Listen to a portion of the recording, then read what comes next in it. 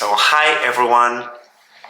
I have been so inspired and I have been thinking a lot about our stories and how we suffer a lot at times, how we are in pain but we cannot communicate it, and how scared we are, because I include myself in this, how scared we are in showing us ourselves vulnerable out there. And it has been very interesting to me, the amount of comments I find in YouTube or blogs, Facebook groups, but now to be specific, in YouTube, about people who feel alone, people who are concerned because they don't have friends, people who are sad because of the lives they got, or people who are struggling with their parents' divorce and stuff. But like, the common denominator is people who are suffering alone. And I suffered alone for years, and it is horrible. It is very hard.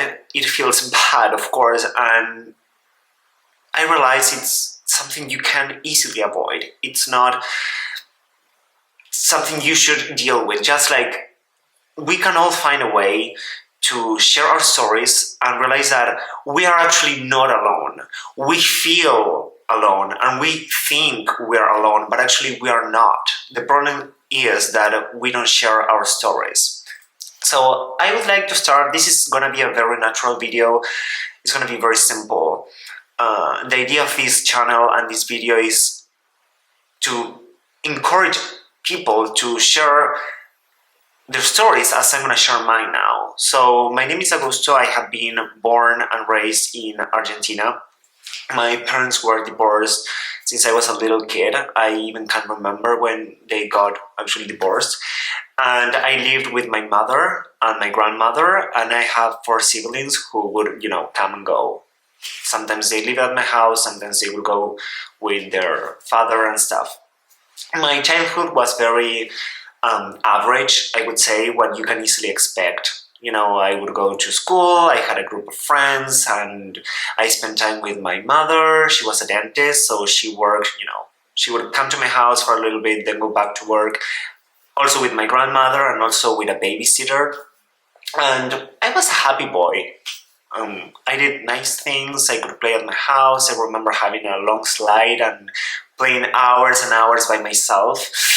And then the problem was, when I was 11 years old, my late childhood and my teenagehood, they became a nightmare. When I turned 11 years old, I remember my mother went to pick me up from school, and I have always been very sensitive and intuitive, and I remember getting into the car and I saw her. She was just like sitting there looking at nowhere, and I could really feel she was worried. She was very concerned, and she said, "I'm gonna have a surgery soon, so that you know." And I said, "Okay." And she said, this can be a very bad thing. I don't know what to expect." And I don't know if I was 11, maybe I just wanted to avoid the topic, or I just couldn't imagine that my mother could have cancer. Yes, she was diagnosed with lung cancer. My mother started treatment at my house, and cancer treatment is very invasive. Like, she was very weak. She would spend days in bed. Sometimes she couldn't even come from the hospital to my house, as she was very weak and she was in pain. And she was a dentist, and she had to stop working because there was no way she could, sometimes even stand up. So it became such a nightmare, and this is where the problem starts. As my mother did everything for me, but also with me, I was not independent at all.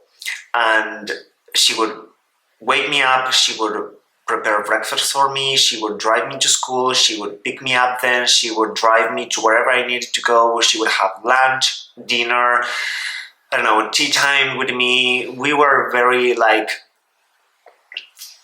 close, And by the way, my father was like really absent. That is the reason I didn't talk about my father yet. And then when you're 11, suddenly this person who is your mother, that is a big thing, it kind of not disappears, but you feel she starts to die. It's a pain. It's horrible. And I have two very traumatic memories from that moment. Once I was laying in bed with my mother, and she was hugging me very tight, and she said, what would you do if I die? And I remember just saying, I don't know, I would just stay here, I think. So I just don't know what I would do. And she didn't respond, and I remember looking at her, and she was like crying in silence, like she wanted to like be. She didn't want to show she was worried and even weaker than what I had been seeing her for the last weeks, and it's incredible. I mean, now in retrospective, I'm like, how hard it is. You're a mom and you have an 11-year-old boy. You know you're dying and you're actually asking, what are you going to do? What's going to happen next? And of course I would say, like, I just don't know. That would be really hard. And then the second memory I have, I was sleeping at a friend's house. I was going to spend the night over. And for some reason, I just felt like, I was like, I just want to go home. It was 1 a.m. and I told my friend's mother, please drive me home. I don't want to be here. Like my belly hurts or something like that. And she drove me home, and I got into the bed with my mother. And I tried to wake her up and she wouldn't respond. And I couldn't tell she was dead. I just couldn't. But I couldn't tell she was alive. And I was scared, and I just didn't want to wake her up in case she was alive because she was in pain. Like, it was a very hard moment. And I remember falling asleep and thinking, you know what, whatever. Like, if she's dead, tomorrow I will know. And if she's alive, well, tomorrow she will wake me up. I don't know. And that was hard. That was, at that moment, I was not conscious at all, but horrible, man. Like, life can be so hard. And after 3 months, my mother died. And I'm not happy, of course, but at least I feel comfortable with the idea that she didn't suffer that much. Like, 3 months is like very quick. She lost her hair, she was very thin, she was very weak. And I can't remember the last time I saw her. I was very young. But I'm kind of glad that she didn't struggle unnecessarily. And this is where like the bad story begins. Yes, like, yeah, all this wasn't as bad as you may think it was. So as I wasn't that close to my father, and my father was not very good at playing the father role, I moved with my sister and her family. My sister had 1 kid and a husband, and this is something I regret till today. And the problem is that my sister loved me, I'm sure she did, but as a sister, and she didn't want to play the mother role. The thing is that before dying, my mother asked her, like, please, like, I'm dying, I don't know what's going to happen here, but make sure Augusto is fine. Like, he's your brother and he has no one else but you. Just please watch him and make sure he's okay, at least for me. And I think that was, I wouldn't say a mistake, but basically my sister then had a lot of pressure on her shoulders, and she didn't want to take care of me as a mother, but she could not say no to my mother. So that was really hard for her. And also she was pregnant. Like, losing your mom, then watching your little brother and being pregnant, like, it's really stressful as well. But for some reason, like, my sister and her husband were very abusive to me. and my teenagehood was horrible. It was full of trauma. Like, they would hit me, they would yell at me, they would throw things at me. And I remember once my sister just, I don't know, she threw something at me. She hit me so bad that she told me, please don't go to school. You can't go to school tomorrow, otherwise I'm going to be in trouble. And like, what? I mean, and I remember, it hurt. I was at that moment, I think I was 12, 13 years old, and I remember saying to her, like, you can't do this. You're not supposed to. I mean, it's okay if you hate me somehow, but you can't hit me. Like, you just can't. And I remember she would say, and this is, I think, tremendous. She said, all the kids and all your friends have parents who hit them and yell at them and mistreat them. But the thing is, they don't share it. They don't tell their stories. And I was like, that's not true. And she was like, it's true. People lie a lot. People tell fake stories, and never tell I hate you because you're going to be in trouble.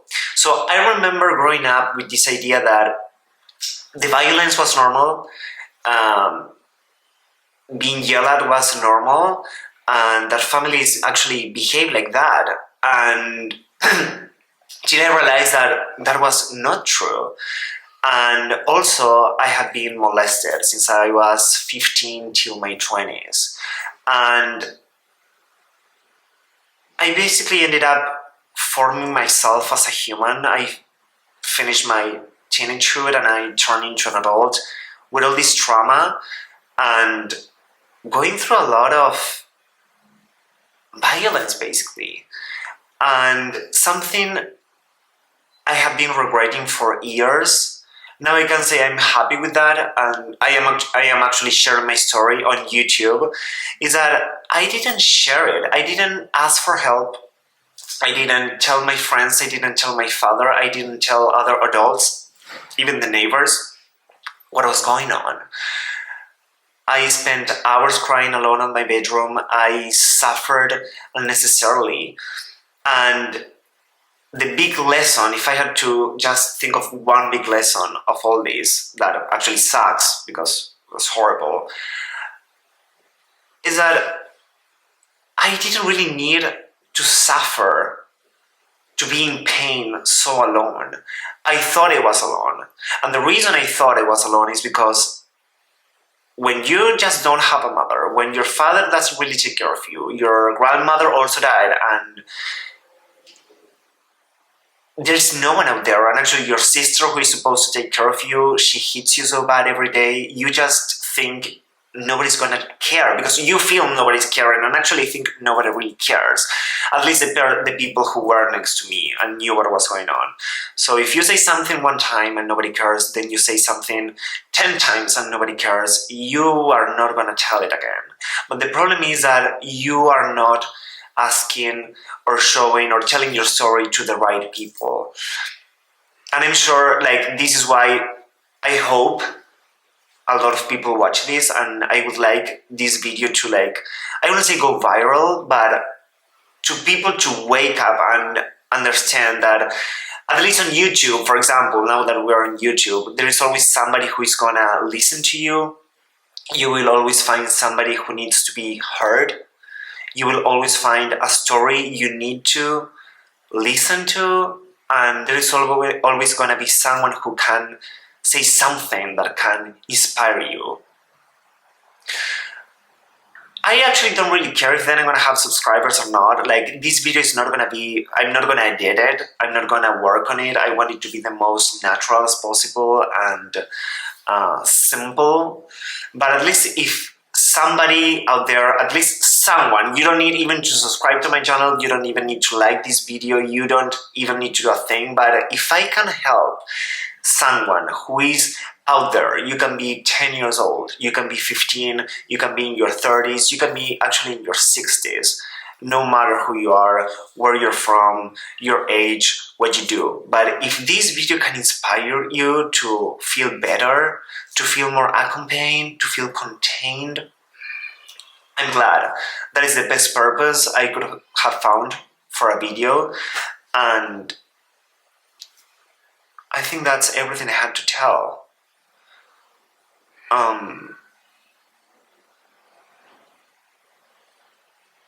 Also, I would like to add how much we underestimate the effects of our actions on other people, and how weak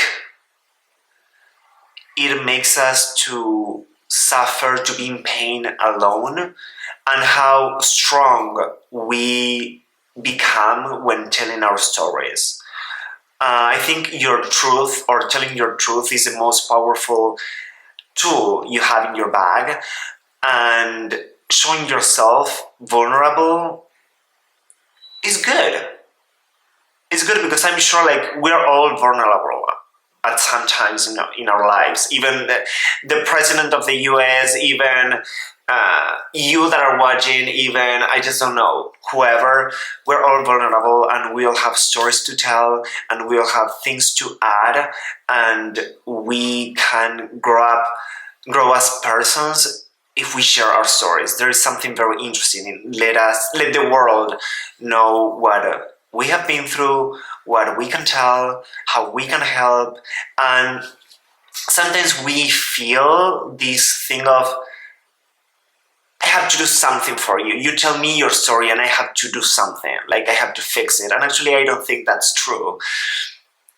Just listening, just being there, just showing up and listen to, for example, your friend's stories or whoever it is, the person, that is sometimes more than enough. We cannot fix the world. We cannot fix our friends' realities, for example. But at least hearing feels so good, and having somebody listening to us feels so nice as well.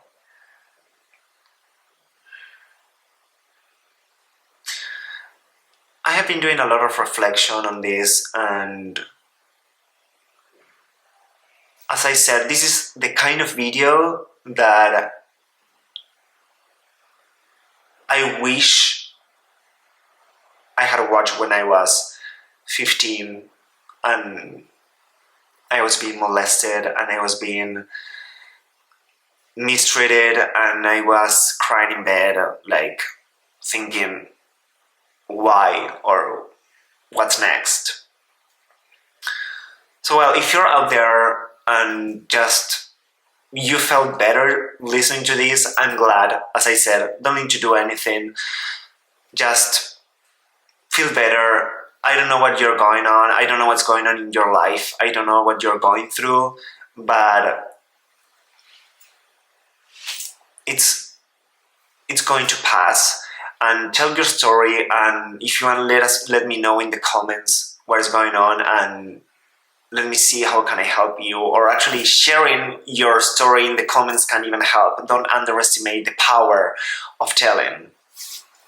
Okay, that's all.